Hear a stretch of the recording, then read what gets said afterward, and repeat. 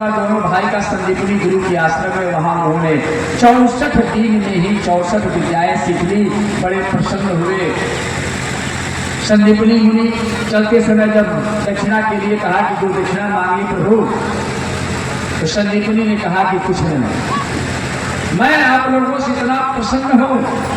और बाद में वे जान ही गए कि अब यह 64 दिन में 64 प्रकार की विद्याएं सीखने वाला कोई मनुष्य नहीं हो सकता। सज्जनों, ब्रह्म का जब ज्ञान उनको हो गया, कहा कि अब कुछ नहीं, मैं बहुत संतुष्ट है। ब्रह्म ही आकर के हमारे यहाँ शिक्षा प्राप्त किया, इससे बड़ी उपलब्धि हमारी क्या हो सकती है। लेकिन माता जी वहीं थी। माता जी ने कह दिया कि ये कहीं हमारा बेटा था। और सज्जनों, कहा कि वह समुद्र के तरफ गया लेकिन लौट करके नहीं आया। अगर मेरे बच्चे को आप वापस ला सकते हैं तो ला दीजिए। भगवान श्री कृष्ण ने तुरंत जो है समुद्र के पास हो गए। ईरान का जमाना नहीं है, कृष्ण का जमाना था। 3 दिवस तक पंथ मान के रघुपति सिंह किनारे बैठे पढ़ते रहे, चंद प्यारे प्यारे। ऐसा नहीं किया, जब जाए गर्जना किया गया, समुद्र जल्दी हमारे गुरु जी के लड़के को वापस करो। कहा कि महाराज मैंने नहीं रखा है, मैं क्षमा चाहता हूँ। हाँ, हमारे यहाँ के शंखचूड़ नाम का एक राक्षस है, कहीं हुआ रखा हो। भगवान जल मार्ग से शंखचूड़ के पास गए, उसका उद्धार कर दिया। और सज्जनों, कहते हैं वेद व्यास जी महाराज, वहां भी जब गुरु जी का बेटा नहीं मिला, शंखचूड़ का उद्धार भगवान ने किया। और वह शंख है, एक जीव है, उसकी हड्डी बाहर से शंख बनती है, लेकिन भगवान के आशीर्वाद से भगवान ने उस शंखचूड़ का उद्धार किया था। इसलिए उसकी हस्ती, उसकी परिस्थिति, उसकी सारी चीजें इतनी गरिमामय हो गई कि उस हड्डी को भी हम मुंह में लेकर के बड़े बड़े विद्वान जन, गृहस्थ की कौन पूछे, बड़े बड़े साधु संत भी उसको लेकर के उससे आवाज करते हैं, क्योंकि भगवान ने आशीर्वाद दे दिया। यह शंख जो बजाएगा वह स्वयं भी स्वस्थ रखेगा और उसके परिवार के जन भी स्वस्थ रहेंगे। शंख हम लोग बजाते हैं। बोलिए आनंद कंद भगवान की। सत्य सनातन धर्म वालों के घर में घंटी और शंख, ये दोनों चीज जरूर होनी चाहिए। शंख माताओं को नहीं बजाना चाहिए, इसमें कुछ प्रतिबंध है सज्जनों। इसलिए शंख की वहां रख करके केवल पूजा आप कर सकते हैं। बंधु जन सब शंख भी बजा सकते हैं। घंटी सब लोगों के बजाने के लिए घंटी जरूर घर में जरूर बजाइए। सज्जनों, कहते हैं वेद व्यास जी महाराज कि लौट करके वहां से आए ही नहीं, आप अभी है तब तक यहाँ पे कुछ है। आप पहुंचा कहाँ? मथुरा में। कंस का उद्धार जब किया उन्होंने, तो कंस के उद्धार के साथ ही सज्जनों की जो पत्नियां हैं, वो पत्नियां हस्ती और बस्ती चली गई अपने पिताजी के घर।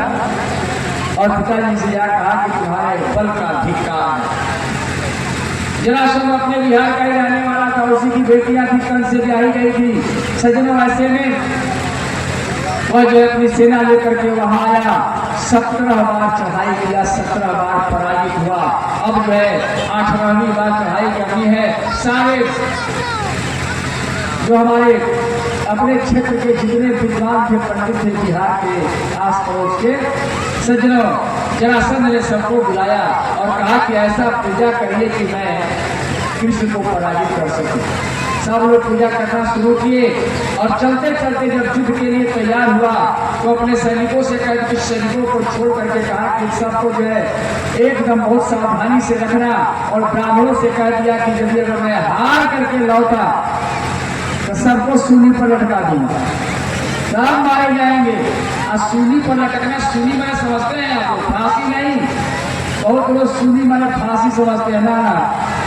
सूली पर चढ़ाने का मतलब ये होता है सज्जनों कि एक ऐसा भाला होता है जो इस कमर के ऊपर जो है यहाँ से तिरछा छेद करके और यहाँ निकाल दिया करके और उसको टांग दिया जाता है। इसी को कहते हैं सूली पर चढ़ाना।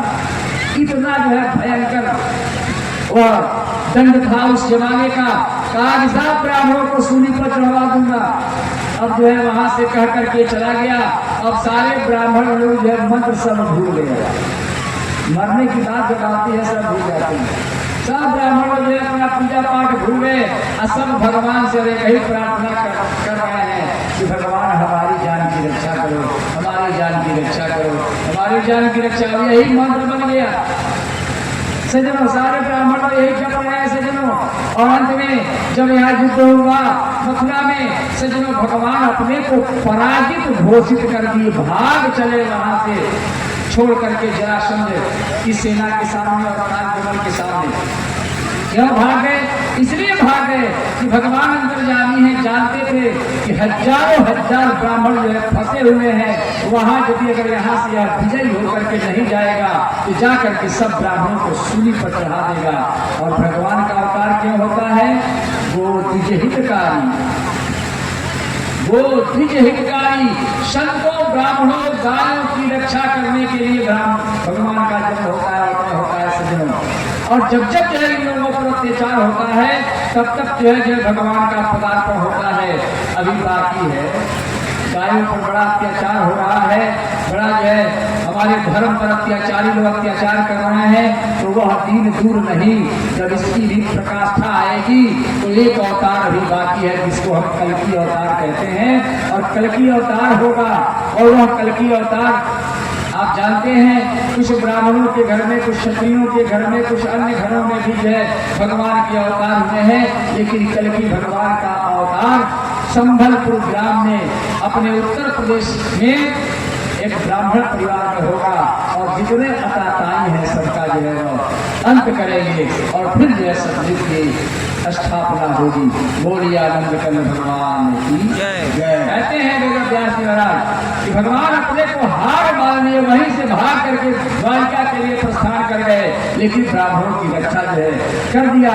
सज्जनों, इसके बाद भगवान की विवाह की कथा आती है। बलराम जी का विवाह ज्योति के कन्या से हुआ। सज्जनों, उसके बाद भगवान का अपना विवाह जो है करने के लिए एक दिन एक पत्र आया, और वह पत्र कैसा था?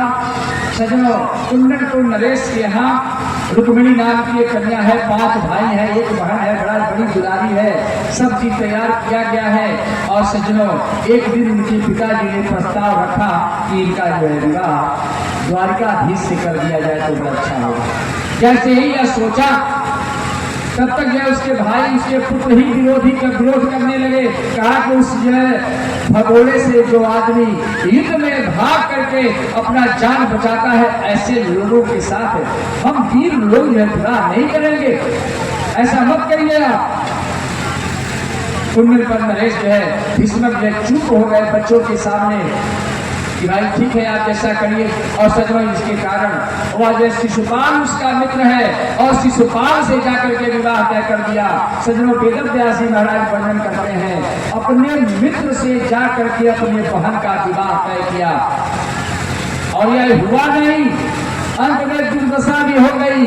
सजनों, याद रखिए, हमारा जो है संविधान जो है हमारे भारतीय संस्कृति का जो संविधान है श्रीमद् भागवत महापुराण, वह बताता है कि यदि अगर कोई मित्र आपका है तो मित्र होगा तो कभी उसकी बहन से विवाह नहीं कर सकता। ये मित्र की परिभाषा नहीं है। मित्र से विवाह कैसे हो सकता है? मित्र को अपना समझता है, उसके माता पिता को अपना माता पिता समझता है, उसकी बहन को अपना बहन समझता है, फिर विवाह कैसे हो जाएंगे? यही बात तो समझनी है श्रीमद् भागवत महापुराण के अनुसार। शिशुपाल उसका मित्र था जो भगवान का जो है फुफेरा फुफुआउत भाई था, लेकिन इसके बाद भी मित्र होने के कारण और उसके बाद भी विवाह करना चाहता था, तो उसकी सबसे बड़ी दुर्गति हुई। सज्जनों, भगवान ने उसका जो है वध किया था, एक बार सभा में ही वध कर दिया हस्तिनापुर में। इसलिए कभी ऐसा कुविचार किसी के मन में आता हो तो इस कथा का स्मरण कर ले। कभी मित्र अगर समझते हो किसी को, अगर कोई तुम्हारा मित्र है तो उसके घर में ऐसी कुदृष्टि न डालो, नहीं तो इसका परिणाम जो है भगवान का चक्र सुदर्शन और गला का जो है कटना ही होगा, दूसरा कोई इसका जन्म नहीं है। सज्जनों, बोलिए आनंद कंद भगवान की जय। इन्हीं छोटी छोटी बातों को श्रीमद् भागवत महापुराण के इस कथानक के माध्यम से समझाया गया है। सच तो ये है कि श्रीमद् भागवत महापुराण कोई कथा कहानी नहीं, कोई राजा की कहानी नहीं, यह जीवन सूत्र है। एक एक चीजें जो है जो कथा के माध्यम से लोगों में पिरोने का, बैठाने का काम हमारे वेद व्यास जी और सुखदेव जी ने जो किया है, अगर छोड़कर इसके सारे जो जीवन सूत्र हैं इन जीवन सूत्रों पर हम चलें तो आदमी चरित्रवान, ज्ञानवान, बलवान, ऐश्वर्यवान और उसका परलोक भी अच्छा हो जाएगा। इसमें तनिक दो राय नहीं है। बोलिए आनंद कंद भगवान की।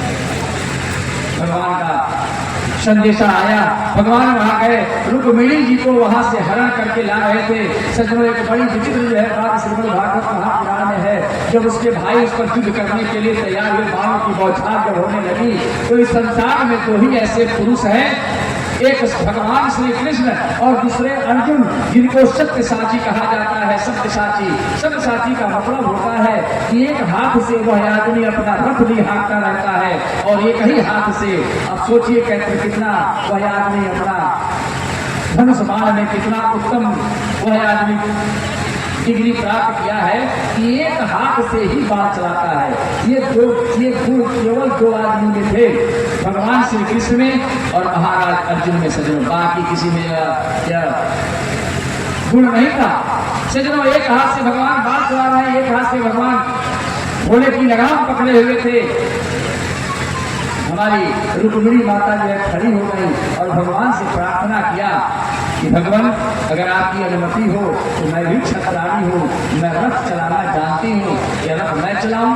भगवान ने कहा कि अच्छा है, चलाइए, मैं युद्ध करता हूँ। और सजनों वह दृश्य जब उत्पन्न हुआ, रुक्मिणी स्वयं जो है बागडोर पकड़ करके घोड़ों का रथ जो है हाँक रही है और भगवान युद्ध कर रहे हैं। आकाश से पुष्प वृष्टि हुई। लोग कहते हैं कि भगवान जो है रुक्मिणी का हरण किए और यह कथा बताती है कि रुक्मिणी ने ही भगवान का हरण कर लिया। बोलिए आनंद कंद भगवान की। यहाँ लाए वैदिक रीति से उनका विवाह हुआ। सजनों रुक्मिणी के बाद जामवती, सत्यभामा, कालिंदी, मित्रविंदा, सत्या, लक्ष्मणा और भद्रा, ये 8 पटरानियां हुई। अब पटरानी का मतलब आप लोग जानती हैं।